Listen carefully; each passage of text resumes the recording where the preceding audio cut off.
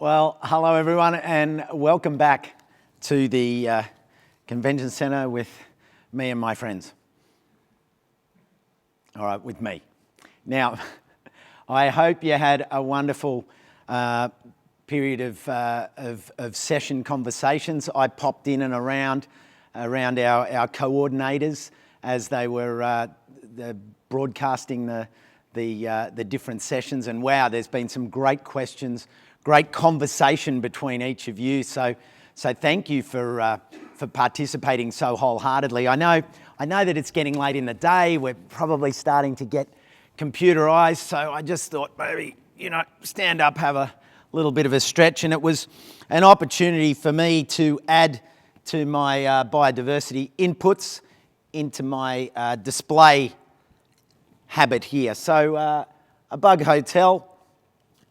I'm going to put this into the forest or into the tree to allow and create a home for our native bees. I was corrected, and I'll go public on this. I mentioned that one of our sponsors, I mentioned Gallagher, because a friend of mine is called Brendan Gallagher, and he always made a point. He hammered me. He's hammered me for my whole lifetime. It's not Gallagher, it's Gallagher. But I've been corrected that our sponsors are Gallagher. So Gallagher, plus Saving Our Species and the Australian Government National Landcare Program. You'll see them on the side of your landing page for the conference. Jump in and have a look at the sponsors and our exhibitors and support them over the next couple of days. The other thing that I wanted to mention was, if you can pass on the link to the conference just to one person, if each and every one of you did that in the next 4 or 5 hours before tomorrow, we're over actually 3,000, more than 3,000 people have signed up and are part of this conference, which is just amazing. And we've got another incredible day. And the crazy thing is, if there's a lot of people in lockdown, there's millions of people in lockdown, and I reckon if each and every one of you just sent the link to one person, but knock yourself out, send it to lots of people and let them know that the awards are on tonight. If you get to it, to expose them to the awards, otherwise to a day tomorrow. And remember, for those of you that have joined in late, you will be able to see all the sessions. And I know that I'll be watching some of the sessions because I've only been able to catch parts of them because I've been running around online, not usually running in a dilemma from room to room trying to decide which one I'm going to go to. So please bear that in mind. Landcare.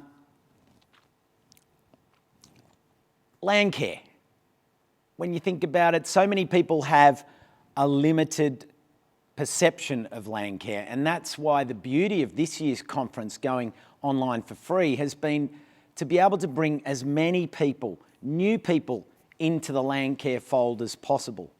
So many of the group discussions were talking earlier today about their techniques for bringing people in. Because it's not just about trees.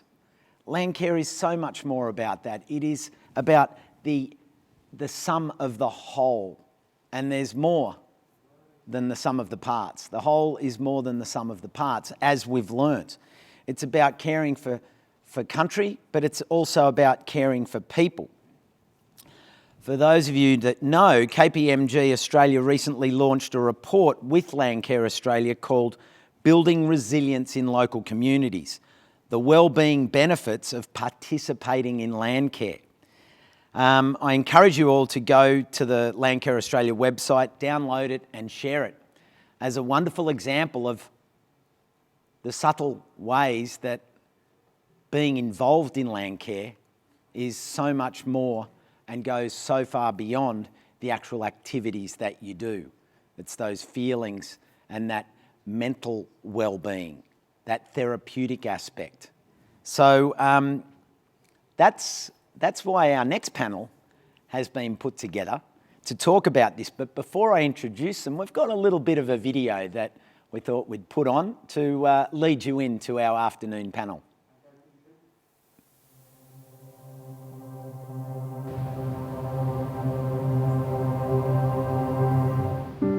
I start each of my days on a walk straight to the ocean to see the waves or check the surf, as I've always done. That to me is the best way to start a day.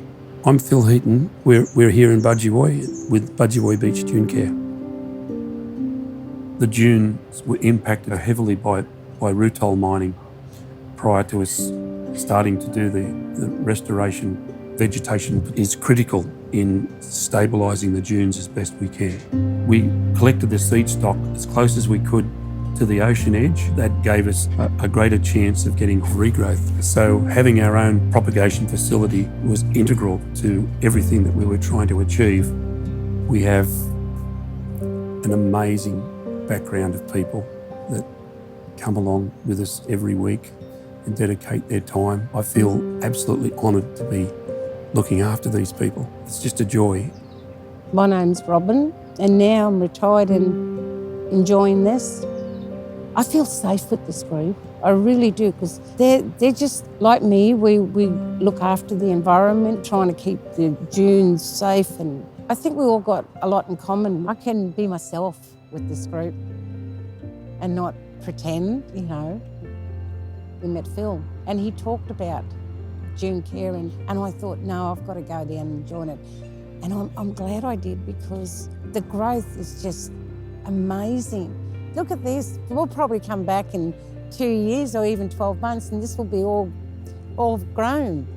Then everyone will go, wow, you know, we did this. I do get a lot of compliments from people and says, you know, you guys do a really good job, and that makes you feel good. You come down and you work hard, you know, you plant, you come water, you have a yarn with the guys. It sort of makes the rest of the week. I often wonder too, when I'm sitting here, how many Aboriginal people walked around here and you know, and had a feed here or whatever. So I think we're all caretakers, you know, custodians and looking after it. I think that's the best part about it. You know, we're very lucky to have this, so we need to look after it. Landcare makes you feel good, makes you proud.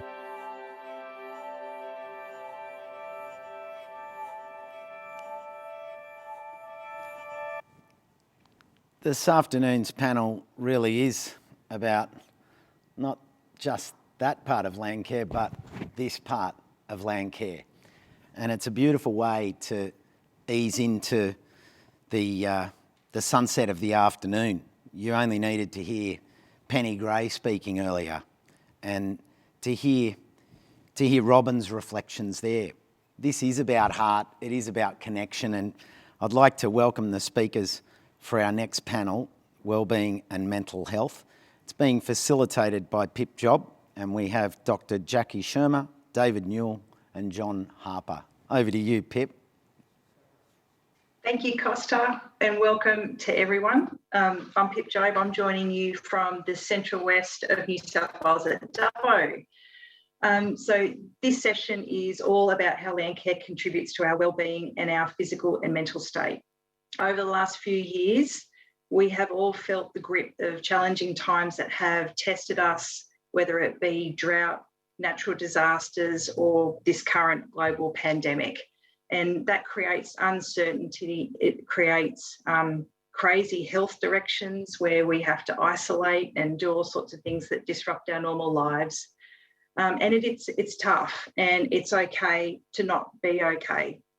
What's important is that we do things that contribute to our wellbeing. And that could be talking to someone, it could be doing something that we enjoy, or it could be going out and doing physical activity like we often do in Landcare. So today's panel is timely for all of us. So recently, as Costa said, KPMG and Landcare partnered and released a report on the wellbeing benefits of participating in Landcare. So today we're going to further explore some of the findings in this report and what our three guests can further add from their experiences. We're also going to discuss what might be missing and how can Landcare grab hold of those opportunities and further enhance what you bring every day to one of the most important assets to Landcare. It's you, the people. So let me introduce our special guests. First of all, John Harper. Give us a wave, John.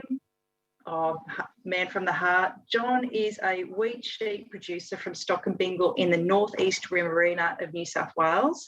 and due to lived experience has been an active mental health wellbeing advocate in rural Australia. As the current patriarch of a farming family business, John has always strived to maintain sustainability whilst endeavouring to restore and improve the land and environment he is a custodian of. He only wants the best for his family and Australia and recognises that the environment and the land are foundations to wellbeing, both physical and mental. You'll hear more from John about the grassroots initiative he has started called Mate Helping Mate, and the impact he has created simply by having a yarn. Our second panellist is Dave Mueller. Hello, Dave. Dave comes from Cobargo, also in New South Wales, down the south coast, and his passion lies in supporting people to realise and communicate their true potential, individually and within communities and organisations. He believes in the power of people to change their world for the better.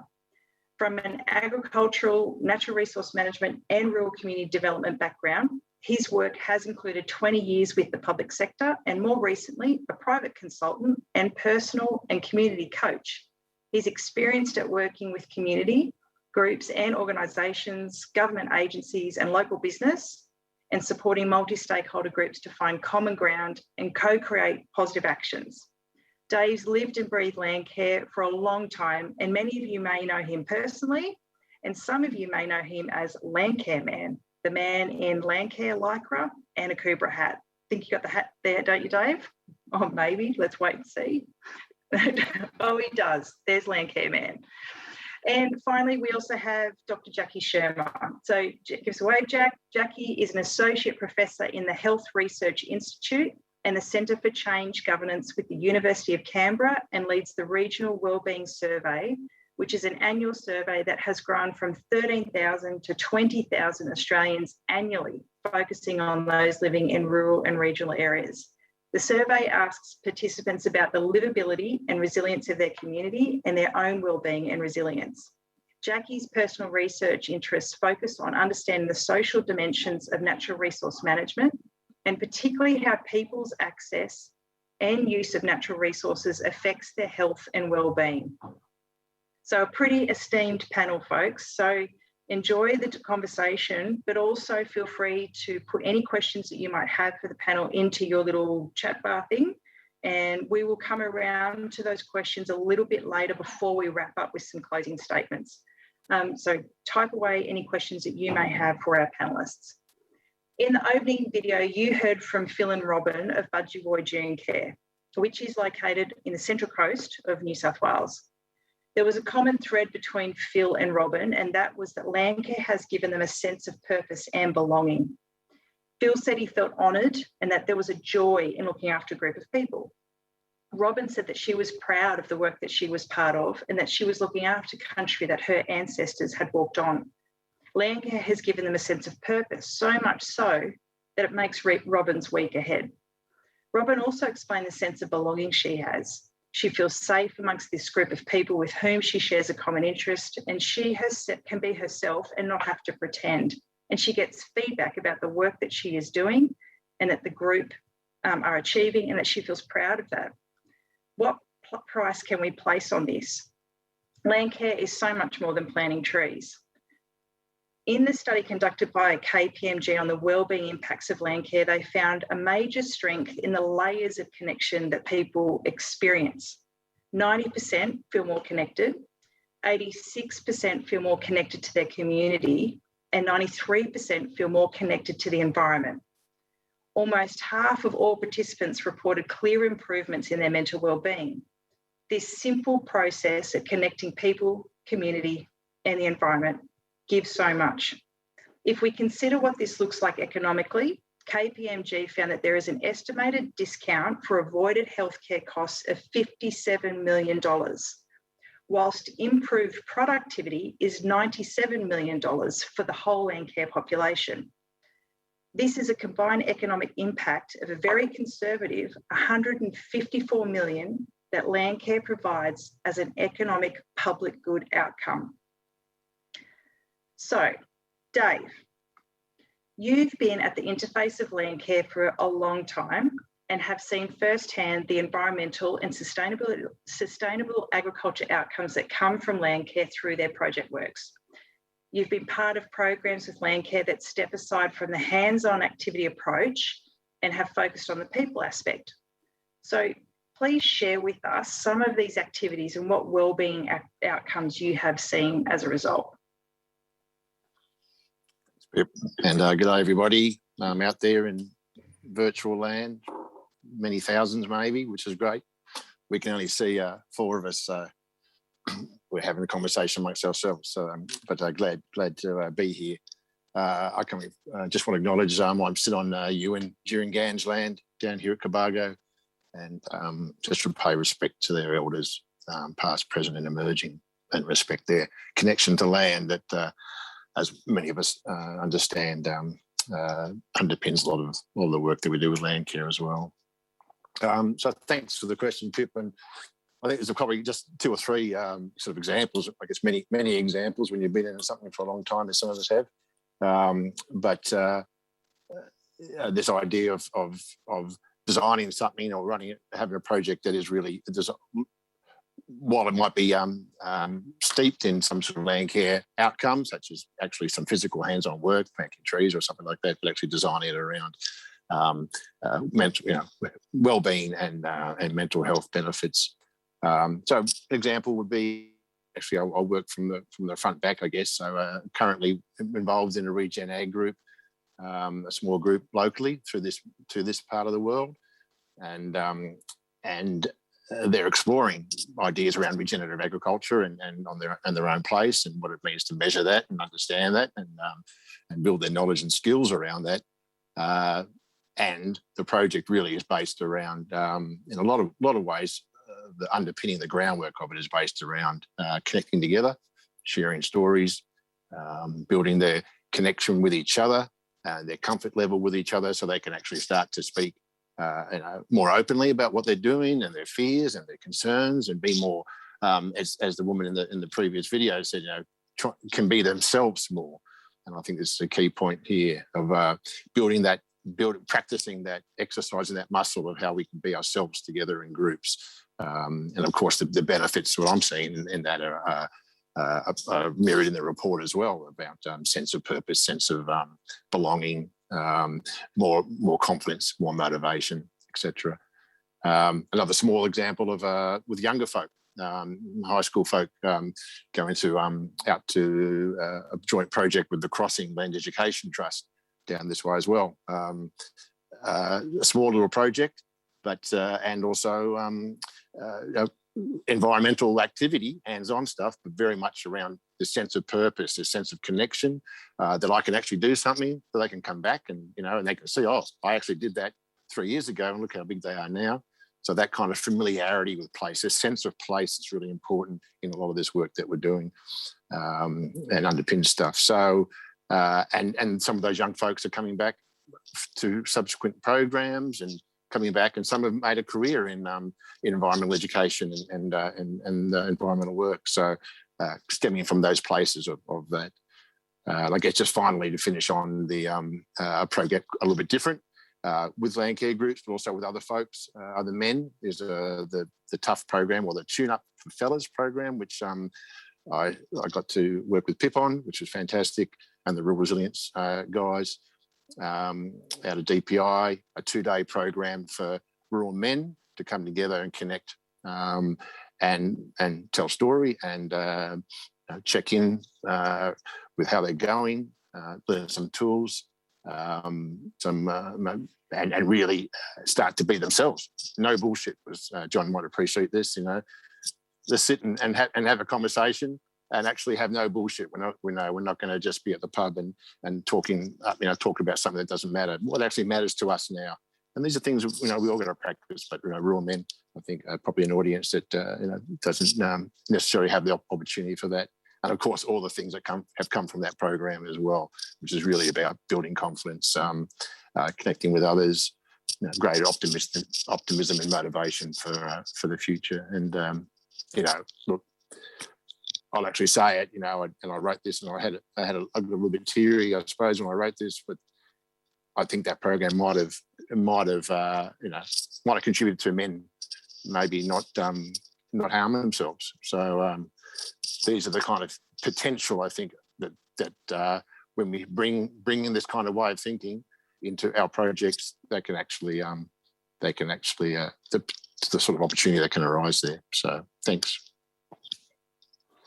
Thanks, Dave. Thanks for opening the gate there for a bit of sheepyard talk too. John will be pleased as punch with that.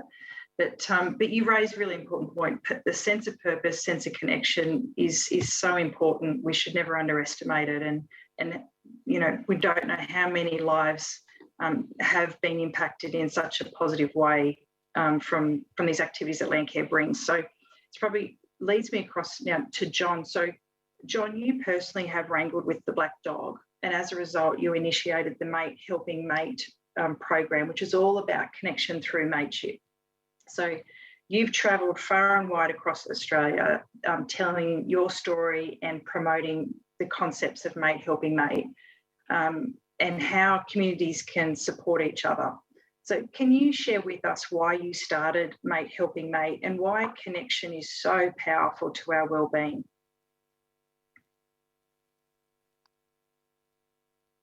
I better hit the unmute button. Hey, I'm used to talking to myself, but not like in a mirror. Anyway, thanks, Pip. Lived experience. The reason I've done anything at all in regards to mental well-being comes back to lived experience. And life is not like going to school and a good teacher. Life's a bastard, okay? Because it gives you the test first, and if you survive it, you can learn a lesson. Well, I learned a lesson. I went to a place which addresses some of those things that were raised in that video, was that I went to a place where you contemplate not being here anymore. And your perception is that nobody cares about you. You've got no value. You don't see a sense of purpose, which was coming forward in that video, where to go. You don't see a sense of future. You can't see yourself building anything positive. That's where it comes from. And that video right at the start is really a low-key entry into what we're trying to show people, is that, this is what you learn. I've learned that it's about connection. So I've had a couple of near-life experiences, and I must be a slow learner because I've had different life lessons. I had to deal with depression. I've had 2 bouts of fairly serious cancers where both times I've ended up in a life-threatening situation. So I've bloody well contemplated life and where we go from. So after I'd lived experience with depression, I saw a mate struggling.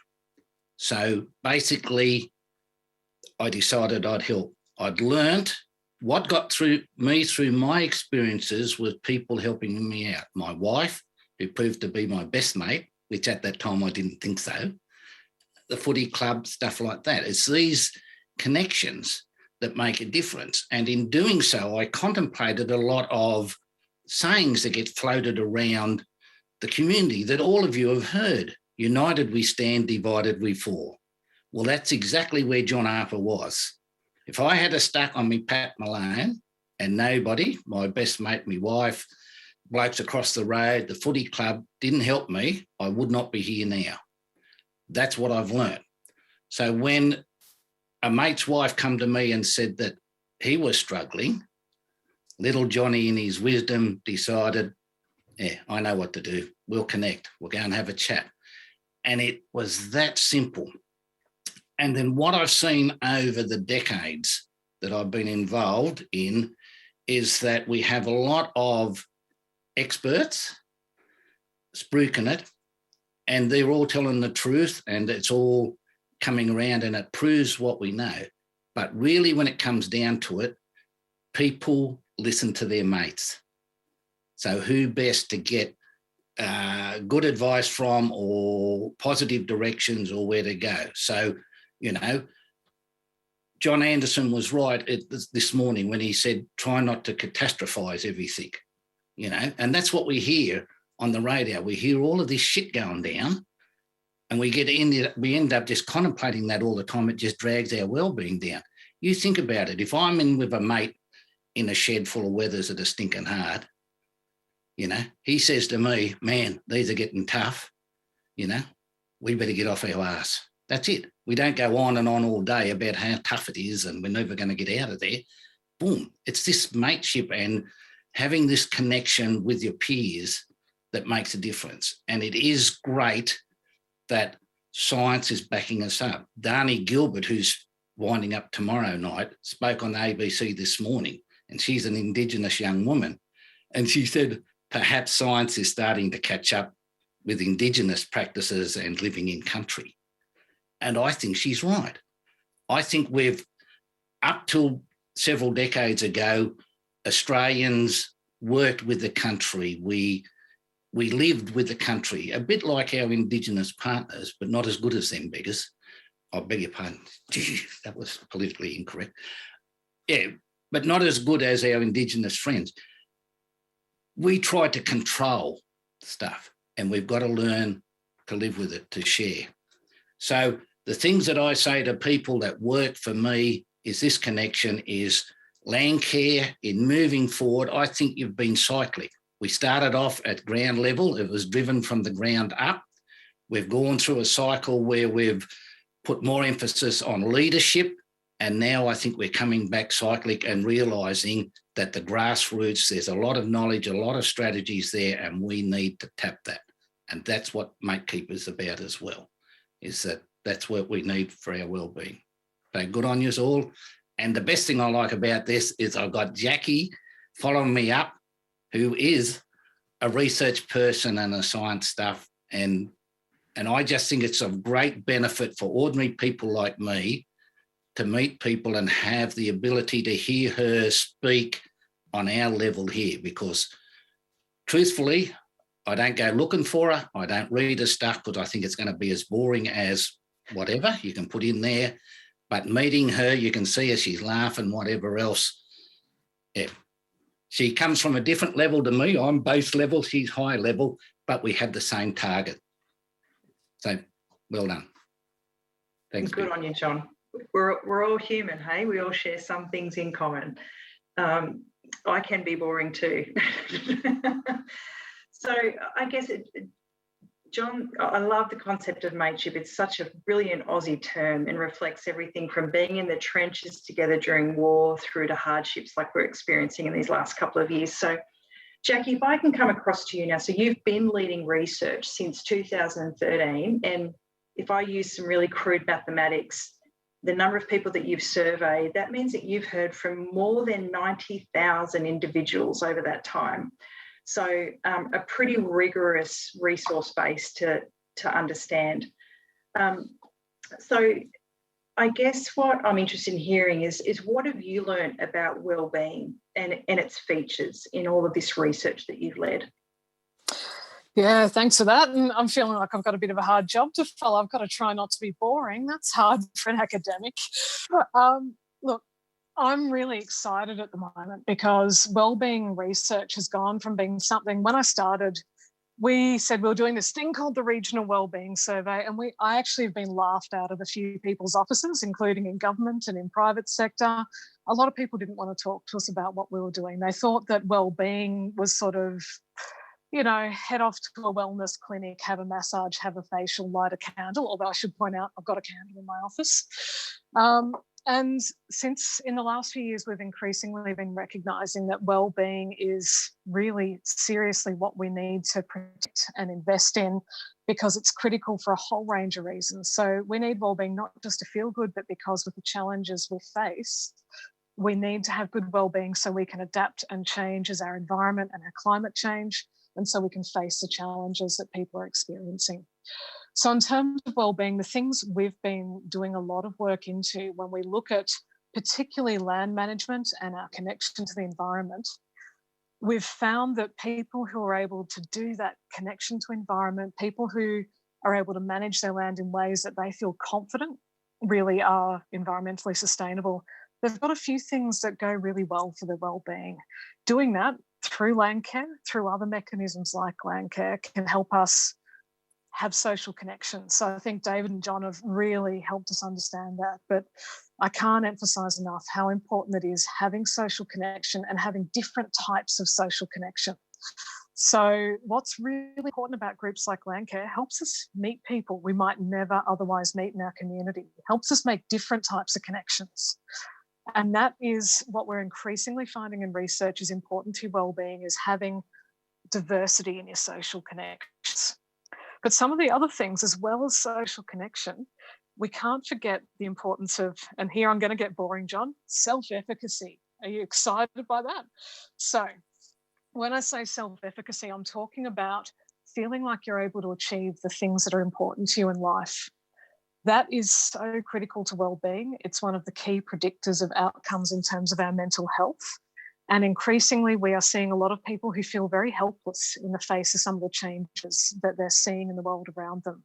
That's where I really feel, and we see in our data, that Landcare and similar initiatives make a big difference because they help give people a sense that there is something they can do. They help them build skills and knowledge to tackle challenges. And I think the challenge for Landcare going forward is to keep doing that and to build its role in doing that so that it can keep supporting wellbeing.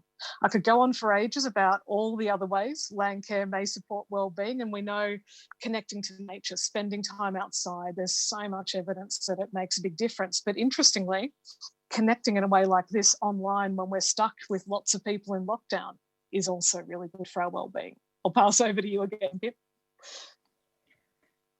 Oh, I think John has a question for you, Jackie. Just a quick one. This is the people out there, this is a different level, eh? IQ way different, same thing. Self-efficacy. She's going about having the ability to do stuff. Another old saying, faith and hope. If you can maintain faith in your ability to get through stuff and get up and have the hope that each morning you get up, you can get through it. Comes back to the old saying, faith, hope, and the original saying was charity. And faith and hope is mental stuff, is your well-being. Charity is actually physical activity. It's give of yourself. It's not give money and it's not love. It's give of yourself. So faith, hope, and charity is exactly that. That's my... Totally agree. Thanks, John. Thanks, Jackie. See, interesting conversation. And Jackie, thanks for touching on the fact that this online world, we're experiencing a lot of it of late, is equally as beneficial. There has been a question that has come through about what's the impact of sort of, I guess, all this online world now because of COVID, but connection, can be maintained in many different ways. So thanks for pointing that out. It's still a form of connection. So I guess we know that Landcare has many benefits, to the mental and physical wellbeing of people involved in it. I spent 12 years working for the Little River Landcare Group, which is in the central west of New South Wales. And in my experience, I know that Landcare groups have the best of intentions for their community, their members and their volunteers. And it is a juggle for a community group to tackle the issues that are important to them, whilst also taking care of their people, managing the governance, the finance, project delivery. And we all know that it's not always smooth sailing. So this creates an opportunity for Landcare groups to think about the aspects of their organisation that they can strengthen. In doing this, they can further multiply the wellbeing impact they create for their people. So let's talk about these opportunities. What should Landcare groups think about so that they maximise the value they bring to people and the communities? So Jackie, you mentioned several things that drive, I guess, the concept of resilience and wellbeing at a community scale. What are the three key things groups should consider and not sweep under the doormat, and how can they apply them? And Jackie might be frozen. I think okay, we'll see if we can get Jackie back online. The gift of COVID and the digital world, you've got to be agile. So John, you there, Jackie? I've just come back, but I was out for a minute. Okay, sorry. So I threw a question at you. I'm sorry about that. I'm not sure if you heard it, but what are the three key things Landcare groups should consider and not sweep under the doormat, and how can they apply them? Okay. Okay, I'll go on with that. She might jump in. Thanks, John. This morning, I think we saw, was it a panel session? Was it Paul, Ryan, David? And he put up 3 points in regards to resilience, and they were persistence, adaptability, and transformation. Jackie's back with us. You can have your question back. But they were the 3 he said. Yeah. All right, let's see if I manage to stay in. Okay, and I'm coming to you from the centre of Canberra, and I'm the one having the connection issues. I love how internet works. All of you on the bush are doing much better, right? Okay, so it is a real challenge because I guess the key thing to distinguish is a Landcare group can be really good for wellbeing. That doesn't automatically mean it will be good for wellbeing, and you've got to actively invest and think a bit critically about, is your group actually working well or not? So 3 key things. What's going on in terms of people being inclusive in your Landcare group? Are you being welcoming of different ideas? Are you kind of shutting some people down and they're feeling like they need to leave? Is there a lot of disagreement going on and you really need to focus on resolving it? That social connection can be really powerfully good for us. It can also be really powerfully bad when things go wrong. So one of the key things for making sure we get wellbeing benefits from things like Landcare is being willing to face up to when things aren't quite working out well, particularly on the social connection space. We also need to make sure we don't try and take on more than we can actually deal with. And there I'm talking about when people need support that's beyond what a Landcare group can give them. So one of the things I know a lot of Landcare groups have done is invested in frontline mental health training for their members, which helps them be aware of the signs of people who are experiencing challenges, but also be aware of when and how to refer them to more formal support services when that's needed. And I think that's really critical to making sure we can support wellbeing of people in Landcare. And probably the final point I'd make is just that one about ideas. I've been watching a lot of debate in the community and in the NRM community, particularly lately, where people are starting to be a bit, oh, I'm not sure about that movement there that's advocating this for land. And you sort of people split into their camps and they're not listening to each other. We need to really, in the face of climate change, we need 1,000 ideas. We need people to be able to think outside the box and we need to listen to those ideas. And that's important for wellbeing as well. Thanks.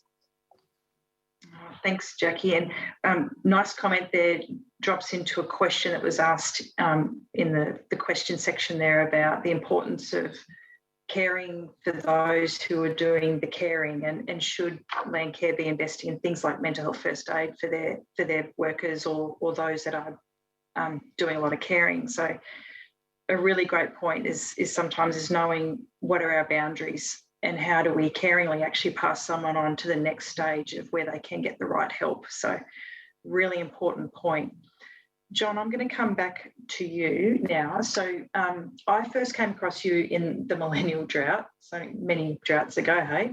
And a little bit like Jackie, I reckon you've spoken to equally tens of thousands of people as well, through workshops, community events, advisory panels, and probably more recently through your podcasts and everything else that you've done. You've had a simple principle that can be applied to make a big difference, but I bet you've seen things that have made it really hard for this to happen, especially when you've been talking with so many community groups. So what message do you have for Landcare groups to help them reach more people and really help make a difference to that sense of people feeling included and that they belong? It's a conundrum and it goes way back, and Jackie touched on it. So one of the biggest issues that I see, and this is not just in Landcare, but this is in communities anywhere, is that there's community leaders. That's all the terms there. And often in the rural and remote communities where I am, these people are leaders because they're tough, stubborn, resilient, everything like that. But that makes them not open to compromise. And we all know that to move forward, it's the old saying, united we stand, divided we fall. So to move forward and continue and to be adaptable, we have to be open to new ideas. So we have this whole cycle of how are we going to move forward when the entrenched leaders, are so stubborn. I'm the same. Why am I still here? Because I'm stubborn, pig-headed, and I think I'm right. So it's the same sort of conundrum, but that's also what sells in italics. Why am I still out there? Why do people seek my advice? I'm just a bloody farmer, but I'm passionate about this and people can see it. And I mean, that's the beauty in us ordinary people, is that it's not being stridently passionate. So Landcare doesn't have to be strident in what they're putting out there. They've just got to be fair dinkum about it. They've got to look at the leadership structure. How do we empower people? This is not an issue just in Landcare. This is community-wide. We have this issue everywhere we go, and I try and be inclusive. It's really hard for me to bite my tongue. I like to think I know and everybody else goes there. But anyway, that's it. And then the other idea, the thing that I have learnt over time, is to ID your target. We can't hit everybody. It's just not on. When I go and do an event like this event, okay, 3,000 plus people here, I'd like to think that the whole 3,000 will get what I'm saying. But the reality is there might only be 10% or 5%. But we've got to work on that. It's about getting that momentum going. And often there's a YouTube clip called First Follower. If you get a chance, people, go and have a look at that. And that's what it's about. That one's about a bloke being stupid. I like to think I'm serious, but it's the same concept. It's about supporting positive people, that if you see people there, like me and Jackie, so from now on, I'll be supporting her work because I know she's heading in the same direction I'm heading. Boom. And it's going to work. Yeah, well, hopefully it works both ways. It's collaborative. And I think that's an issue with leadership. A lot of times we want to be out in front. We want to be the glamour or the poster person. And that's not how we get stuff done, especially in the bush. They want tried and true, confident people. So that's what I'd say. Be passionate and confident, not strident, but passionate, confident, and ID your target. Who are we targeting? Young people, old people? Is it June care? Is it whatever? Nothing stands on its own. Landcare doesn't stand on its own. It's intertwined with mental health and well-being. Mental health and well-being don't stand on its own. So as I said, it keeps going back to these old sayings. United we stand, divided we fall. We've got to work collaborative. It's not just Landcare on its own. So that's really interesting in terms of the role of leadership and how important that is and the role it plays in wellbeing. So Dave, you and I have discussed before the idea of check-ins at meetings, and Landcare has lots of meetings, and how we might show up into that space. So can you share with everyone, what is this concept of checking in and holding space, and how can Landcare groups use this simple tool in their everyday practices to drive improved wellbeing? Thanks, Pip. And I might go a little bit more wider than that as well. And I am watching the time, so I understand we could talk for a long time, and we've also got to keep to some time. So, yeah, it might be a bit more general. But so I guess I really want to pick up what Jackie said there about the social connection space. I know a lot of groups. We're doing great stuff. I've been in groups. I've worked with hundreds of groups over the time, and the sense that there is a lot of great stuff happening. There's a lot of great well-being that happens just by happen chance, probably, or just by people connecting around a common issue and a common drive to fix something or heal some landscape. And I've seen those groups also struggle internally with their relationships and how they are together. So if we want to create the sense of well-being, it's got to be at this ground level within the group, because if that falls apart, it doesn't matter about what we're trying to do outside that place or what we're going to try to do on the land itself. So the sense of creating, bringing in some processes and some ways of being together, to pick up what you said, Pip, we're all human. So what are the ways we can be more human together? And I draw a lot from the art of hosting and harvesting conversations that matter. And people, you can, some people might know that. You can Google art of hosting, and there's heaps of stuff out there, but this is a collection of principles, practices and processes that's free source out there, which is about how can we work together really, really well. So things like when you have a meeting, you have a little check-in at the start. Just go around the circle. How are you going? You know, a little check-in. Just one person speaking at a time. The rest of us are listening. It starts to build connection. It's just a little bit of a start for the meeting, and we do a little check out at the end of the day. How was that for you? You know, what come up for you now? So these kind of things will just build these connections and help people sort of connect together. I guess this other sense of building in a meeting, for instance, a sense of sharing, collectively creating the agenda get together, sharing the leadership, as we just spoke about leadership and people getting burnt out. The chair of, yes, we've got incorporated associations. We have to tick the boxes on a few things, but the chair doesn't have to be hosting the meeting every single time.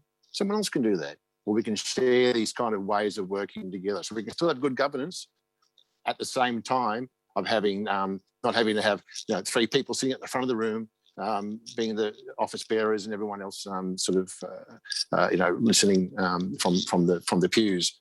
But creating space.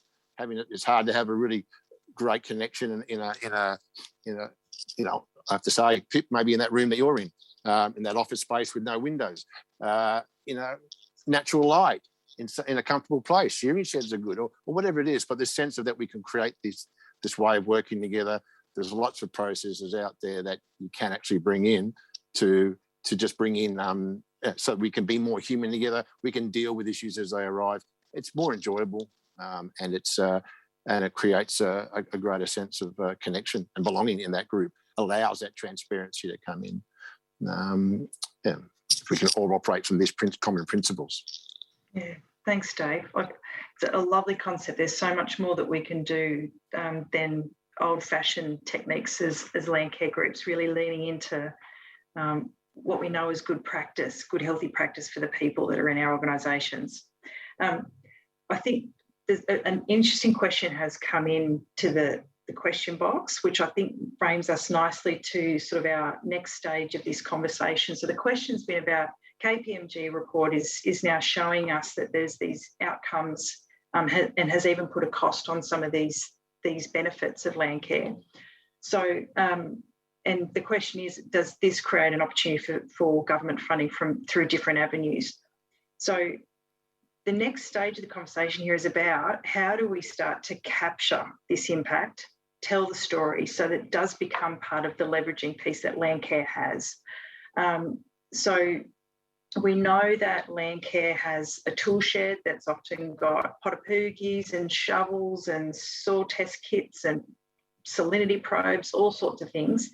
How do we build the toolbox that Landcare has that helps to measure these outcomes from a wellbeing and physical wellbeing contribution as well? So, John, you've come to master the art of storytelling through podcasts. Now, I bet if we look back a few years ago, you would never, ever have imagined that you'd be the bloke hosting a podcast series. And I know that you've said that a joker like you wouldn't have been doing something like that. And here you are, you now have more than 7,000 downloads of your Mate Helping Mate podcast. So you're getting in the ear of just a few people. What tips can you share for Landcare groups who could use things like podcasts or even animations and other creative ideas to really tell their story? Well, the first thing is it's not about me. So you go on, it's me hosting it and that, but actually the very essence of the stuff is I'm guiding it, but the actual stories and stuff are being told by people very similar to myself, I might add, but out in the different communities, Brendan Cullen, Broken Hill, Bert Matthews, Hay, Fiona Rawley, Cootamundra, these. So while I try and steer them to say, once again, I'm a community leader, I'm stubborn, I think I know what's right. In the podcast, the only thing I really do is try and steer them to put out a positive message that I want. So the very essence is, in all of this, is that Landcare has the tools. They just haven't recognised them as such. And these tools you can't put in a shed. These people are actually land carers. They're the tools we need to move forward and to use. We have to look at how do we maintain, sustain, and use them for the right jobs. So, and that goes back to where I said before, you've got to ID the target. You've got to understand, what your abilities are. At different times you have to reflect. As an individual, we have to reflect on what we're going through and learn from our lived experience. As I said, Landcare is the same. To a certain extent, I can see a lot of past stuff done 20, 30 years ago could probably be brought up and say, look how, don't catastrophize, but look how bad it was. Look how far they've come. We can move forward. Boom. And that's what I think. So I think Landcare in moving forward is actually recognise the people amongst you. There's going to be people that are just natural about what they do, how they move forward. And every point in my podcast ends up as a positive. Okay. I try not put too much on the negative aspect of anything. Sure, you've got to set the scene a little bit, but it's all about ultimately a positive and not one big one. It could be 6 in that episode. Thanks, Pip. So if anyone hasn't downloaded Mate Helping Mate podcast, do yourself a favour. It is excellent storytelling and really powerful messages. As John said, there's often lots of little anecdotes and points in there that you take away. Dave, you've had, in your roles over the years, I know that you've had to find ways of demonstrating impact through evidence collection, reporting, case studies, and so much more. How might Landcare develop a culture of storytelling and ways to harvest that impact? Yeah, thanks, Pip.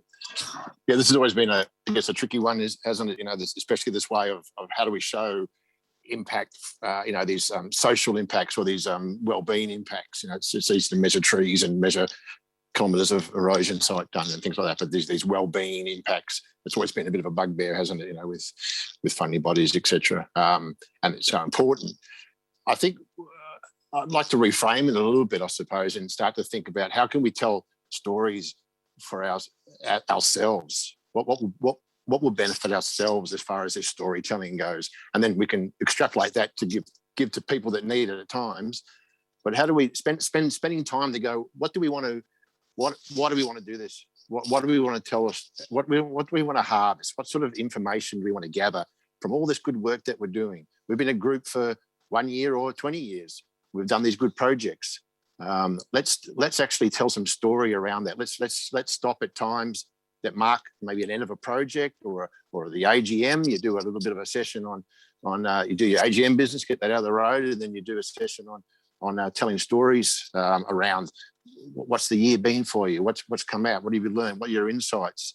So thinking about that, and then think about how you might harvest those things and how you can write them down. You might just capture some notes. There might be photos that are being collected or film or video. So there's a whole bunch of different ways of gathering this information. But for me, it's sort of starting off with what's the purpose of why we're doing this? And can we tell this story? Because it's such a powerful medium and a great source of rich information that can support that connection. We're coming back to the sense of belonging, this sense of place, this sense of collection, to look back on something that's been done for a new member to come into a group and go, I get to see this whole history, a little bit of a thing that was done for me about the group. So you can bring people into that, your culture. So storytellers about culture, and we're all storytellers. All of our ancestors are storytellers, and that's how we make meaning and how we share information. And there's a great methodology called collective story harvesting, which is once again, you can look it up. If I can figure out how to do anything, I'll put a link up for you. But contact me afterwards if you want more information. No problems. Yeah. So the collective story harvesting, which is really going, okay, around this issue or around this particular project or a point in time, how can we really mine the gold out of what people have experienced? Because everyone will experience something in a different way, and in that process of storytelling, build that connection and that sense of belonging at the same time. That's great. Really quick, sorry to jump in. Really good example from your area, Dubbo Men's Shed. They did a book of people telling their stories of what they got out of the men's shed. Great. Yeah. Yeah. So we've got this importance of sort of that raw, organic storytelling that is really like just human to human. So, Jackie, from an academic perspective, how might Landcare groups utilise academia, formal research, if they're willing to sort of step into that space to help prove their impact? Yeah, it's a really good question. And I guess one of the challenges for me is that my life is spent not getting to do the stuff that makes the impact, which is telling the stories. I cannot emphasize enough what these guys have said. What really impacts people is hearing the story, but what they want accompanying that story is how many people experience that. Is that a common thing? And that's my job. I get to turn really rich everyday life into really boring statistics because that's what actually often gets you the funding. So I'd recommend it's worth talking to researchers. One thing I'd really recommend is join with other Landcare groups, get together in networks and work together to do some common measurement of things. And when you get a bunch of groups together, I've been approached on a number of occasions by groups who said, what are 5 things we could measure that we're not measuring now? And I've been able to work with them just to do what I love to do, which is design a little survey. It's my happy space. And then I've helped them figure out how, in as well as telling stories, they can show this is actually pretty common. 80% of our people actually experience this. They may have gained skills or knowledge. They may be feeling like they're better placed to actually address some of the climatic variability they're seeing. They may feel, just like they've got better social connection, all those things. Being able to put some numbers around that adds to the story. But yeah, I'd really emphasize collaborating. One of the things that tends not to work as well is when every group goes it alone. So work with others.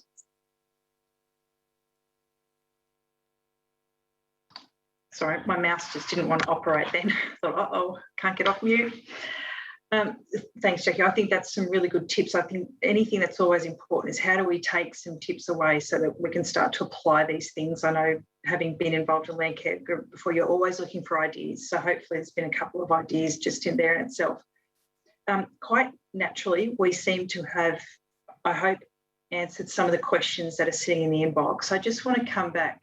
There's quite an important question in here around, I guess, loss in a Landcare group. Now, someone's just put here about in this current COVID environment, they lost some members who decided because of, I guess, I'm making some assumptions here, the risk about of COVID, they've exited those groups and now they're struggling.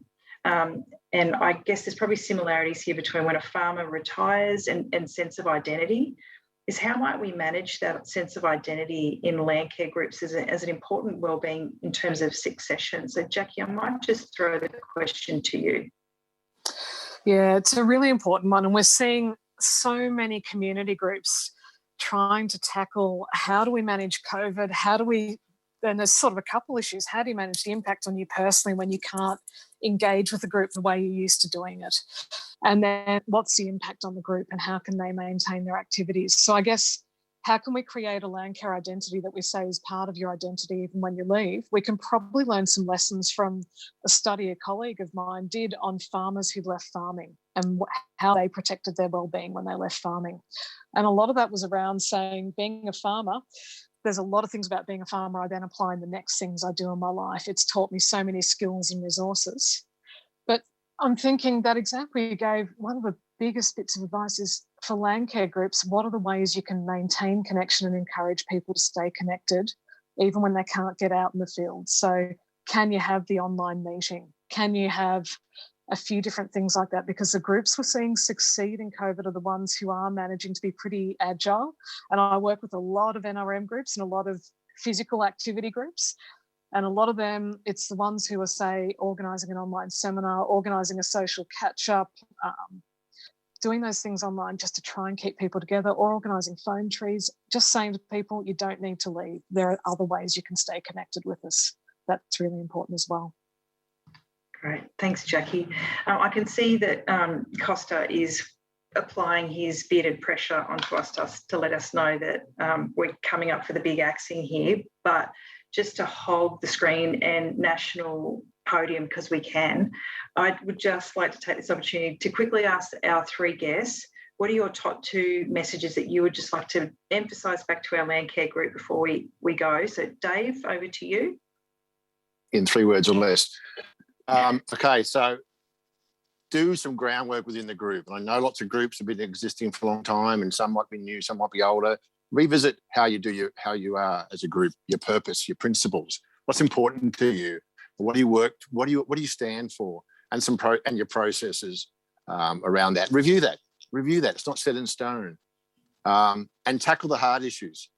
If you need support to do that, because bad relationships in a group is what will pull it apart. It's all about relationships. Keep at it. Love equals time, even though we don't like each other sometimes. Slow down to go farther. Beautiful. John, what about from you?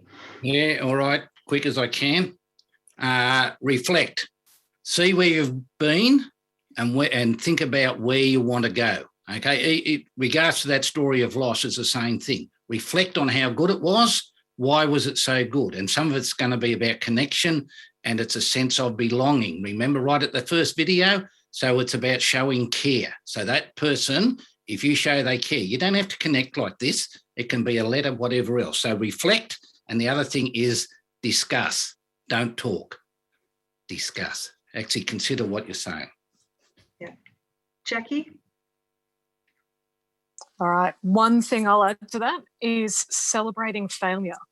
Really important for anyone who's working with the environment, because we learn so much from failure, and then when failure happens too often, we sort of sweep it under the carpet, we don't learn the lessons, and we don't feel proud of ourselves for having a crack. And that can be bad for your well-being. So failure is good. We need to celebrate it, we need to learn from it, and we need to say, let's keep going on. Yeah. Excellent. Well, they're really good points, everyone. So I hope you jotted those down.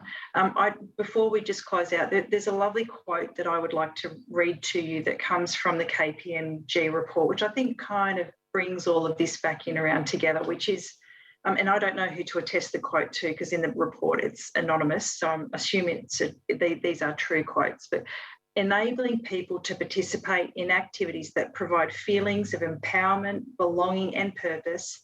This is particularly relevant for people who are young, suffering mental illness, unemployed, new to the area, dealing with loneliness and facing natural disasters.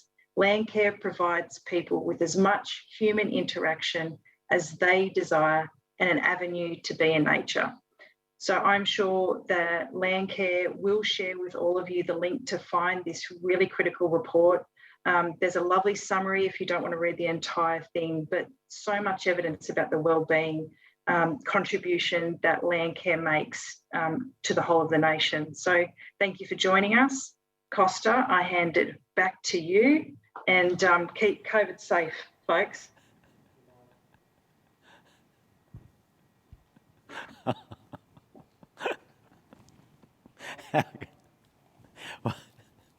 Where do I pick up after that? You know, when I'm being pressured to wrap it up, and then they lay that sort of humour on me. I have nothing. I'm just all powers back to you. What a great panel.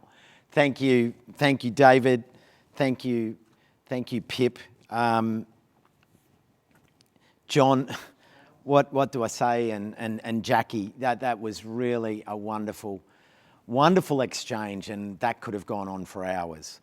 But plenty of comments there and plenty to wrap up later on. But for now, I'd like to move on to welcome to the screen the chairman of the National Landcare Network, Dr. Patrick O'Connor, who's going to give us some closing remarks on the conference and the activity that we've shared today. Patrick, welcome, and looking forward to your summary of things. Thanks for joining us. Thanks, Costa. Very, very happy to be here, and sorry that I'm not in Sydney with other people. I think the outstanding thing about what we heard through all those conversations today was not just the breadth and interest of the content, but all of the questions and ideas that are formed, that it would be great to be together to be able to talk about more in a more relaxed and casual time.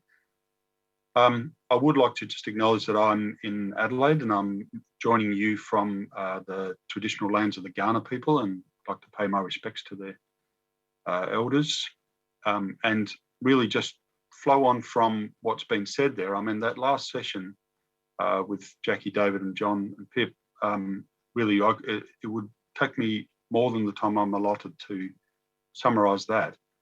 What I would like to talk about here a bit is what is some of those things that we've heard today, particularly in some of the sessions leading into that last session, about where are we left after all of this time in Landcare, particularly about those people-to-people relationships and the well-being benefits and the costs of participation, and how do we maximise what we get from that, and how do we join the wider conversation in the country and the world as Landcarers and as operators in that space. So can I have the next slide, please?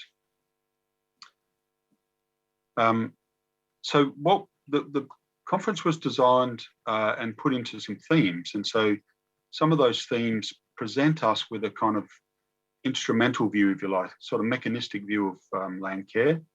And they talk to us about things that we often, as was discussed in the last session, that we often join Landcare, participate and are active because those things engage us in our local communities and help us to participate in things that have meaning to us. And that the Landcare impacts come out of that, but they are only a very small portion of what is genuinely achieved. If I could have the next slide, please. The community connections which start to rise up out of conferences like this, and the talking about how Landcare gives us an opportunity to work together and to find things in ourselves and each other that we need or that we value, is really important. And I think some of the things that I took from what John just talked about in that last session, particularly around leadership and the qualities of leadership, were really salient. That thinking about how we participate and how we hear new voices and how we listen to others, and David put it really succinctly as talking about kind of collectively creating the agenda. How do we do that in Landcare so that we're more than the sum of the parts, more than the sum of the projects, more than the on-ground outputs? How do we do that? And I think in many ways we do that really well, and we've done that really well for a long time, and we've done it well even adapting to a changing environment in doing that. And some of the talks today talking about how work connects to to markets that are emerging, how work connects to policy, and how work connects to local community and environmental outcomes has been fantastic. The way forward for a wide Landcare future is for us to start thinking about where do we want to take that conversation, and how do all those things that people talked about today come together into a bottom-up approach, and how do we collectively create that agenda for the future? Could I have the next slide, please? And one of the things that we learned from Landcare is that we are really good at bonding through Landcare. So we get a lot of connections in our local communities. We sometimes bridge out to skill sets and people and resources that are not close to us in that they can be different organisations, and that we do have leadership structures and organisational structures that try to help us to do that, to channel our connections and resources. And we want autonomy. And one of the challenges that I think many of the talks come up with today is that Landcare means many things to many people, and so it has many owners, and those owners are really important to that. But that our leadership structures can seek to control the way that we talk about Landcare, and can seek to set the agenda without that collective voice being heard. So I think one of the things that we take from those conversations today is to really set Landcare free and to channel it towards, to take it towards those possibilities. We have to be open to that voice. So if I could have the next slide, please. The Landcare Network has started a process of listening, of trying to seek engagement, of opening up that conversation to shape the future of Landcare. And so we're developing a process for a roadmap for Landcare into the future. All of those things that have come up today that have impacts on well-being, on outputs, on policy, on markets, all of those things are interests in Landcare, and we need to hear how do people want to see those things addressed in a growing Landcare movement and in a strengthening approach into the future. It is easy for us to be talking about what we've done in the past and the challenges that we face in the present. And I think the attempt here in the roadmap is to listen from very much to the ground, to the grassroots, and to be building up a picture of where we want to go so that our present has a context of where we see Landcare in the future. And using those bonding and bridging relationships to have that conversation at a more than the sum of the parts approach. And that I suppose a lot of what we hear about is very, very much strong horizontal relationships between people in Landcare. And we want to also build those vertical relationships and connections. And how do we look ahead to those things? But the roadmap is in and of itself very much a listening and taking on board where Landcarers want to go, and making sure that their representative structures and leadership organisations take that and present it back for approval and endorsement by Landcarers and participants in Landcare. If I could have the next slide, please. So while we look at a very long and proud history of achievement, still looking at growth and the large numbers of groups and individuals, the state organisations that have built up around collective action and needing a voice in policy and in investment. All those things are really important starting points for where we go next. And the mechanism that we're going to be using is that listening approach and opening up for that collective agenda. There's a website at the bottom of the page there that will help for people to see what we're talking about, and help for you to have your say and to join the conversation in the many ways that we hope it will go forward. And there's a booth on the site with the National Landcare Network that you can go to and have a conversation there also. And then through the Landcare Network around the country, the conversation will be opened up for us to continue. So I think a lot of what we heard today can be brought to bear, and all of that learning brought into the roadmap for the future. And I'll be joining in, and I hope that you'll be there too. Thanks, Costa. Thank you, Patrick, for a great summary. I've been taking notes all day in between managing things here on the ground, and there's a lot. There's been a lot presented by some amazing speakers, and the panels have been just absolutely riveting, really. And I have to actually recoil on my earlier comment about telling all your friends, because we've actually compromised the bandwidth on the capacity of the event if we double it like I asked you all to do, because we've gone well over 3,000 people now, and if you all bring someone and we have 6,000, then we won't be able, everyone will suffer and the system will collapse. So just pull back on that one if you could, everyone. I just wanted to add my final addition to my biodiversity installation, fungi. I'll just put that there. I will talk about that maybe tonight or tomorrow, but very critical, incredibly important. We may be rushing to space at the moment, as you've probably seen in the media, but if we want the grassroots, we need to be in amongst the roots. We really need to be exploring the real planet, which is the planet of soil. And that's what all of us landcarers know, all of us gardeners know, any growers know, and we need to share that, and that's what's happening, and that's what all of the streams are built on soil. Although in saying that, when we looked at the wonderful Making Seagrass Sexy, we've got to also remember that we're not actually on planet Earth, we're on planet Ocean. But the fungi we need to think of the fungi as the third kingdom. So we have the animal kingdom, the plant kingdom, and the fungi. The flora, the fauna, and the fungi. But I'll leave you with that one until later. Don't forget, if you're into Twitter and socials, hashtag Landcare Conference, hashtag Landcare. Remember, you can catch up on all of the conversations that we've had today in a short period of time once they're all topped and tailed and put on the Landcare website. Continue to chat, and now's your chance to have a break, because at 6 p.m. You can rejoin us for the 2021 National Landcare Awards. And these are some of the, this is one of the awards that will be given out tonight, and I actually know what it is, but that's why that's on this side and not on your side. So I'll be careful that there's no mirrors there and you can't go back over the footage and work out who it was that won.